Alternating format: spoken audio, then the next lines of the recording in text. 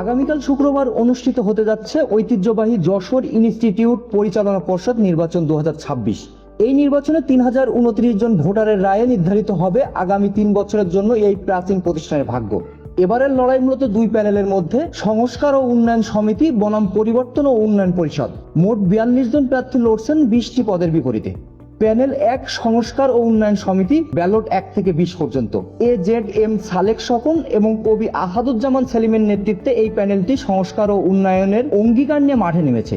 তাদের লক্ষ্য লাইব্রেরির আধুনিকায়ন, পুকুর সংস্কার এবং মাঠের জায়গা উদ্ধার করা।